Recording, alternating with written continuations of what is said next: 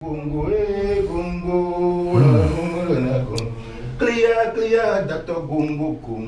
the people that tell me magic, voodoo ceremony.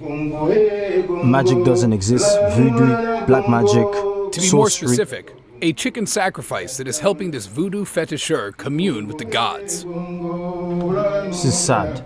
And, incidentally, that sacrifice also made for a pretty tasty dinner. Isaiah, this is the best chicken I've ever had.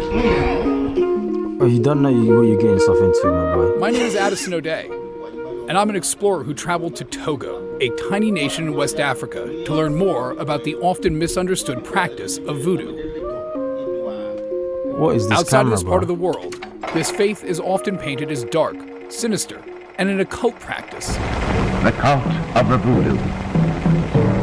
This dance is not to be confused with a religious or ceremonial rite, for Voodoo has only to do with the mind. Ever in crowded cities, the flame of this cult bursts forth, handed down from a time when human blood was spilled on the sacred drum. But in West Africa, this religion is observed by millions, and for them, voodoo is a path to lifelong balance, health, and prosperity. For those who practice, one of the best ways to achieve this is by working with a healer known as a fetisheur, here at the Marché de Fétiche, West Africa's largest voodoo market. This is where you get duck heads. This is where you get dried birds, snakes. You get all of this here. It's like a supermarket for voodoo. We take the very cotton skin of the person, put this powder inside. Personally, I was looking for something to protect me while I was on my travels. Put it inside, we can prepare like the amulets. Okay. And the person put it in the pocket, in the bag, something with you, cool, to protect you. Understood. Okay. I want to go and see a fetisheur, and so we can have a ceremony and we can see what it's like. Okay? No problem. Okay. It's possible. So my friend, Patience Deco, took me for a consultation with one of the market's fetisheurs. After some discussion, the fetisheur told me he could make me a protective amulet, but in order to do so, we needed to collect a few items from the market. Dog, porcupine, owl, porcupine quills. Pufferfish.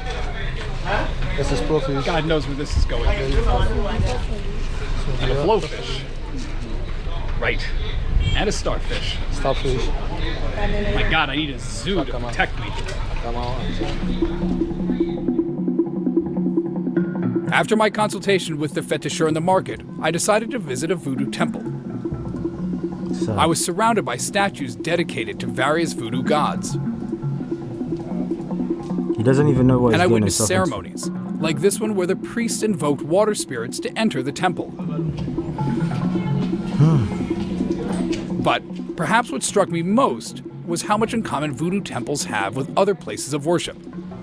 Like? Just like a church or a mosque, this is a place for people to gather, where communities are defined.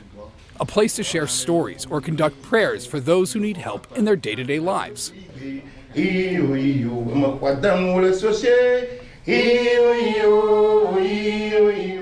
While I'm still working to demystify parts of my voodoo experiences, what I took away from my travels in Togo is that this religion is ultimately one that centers on community and how to strengthen it.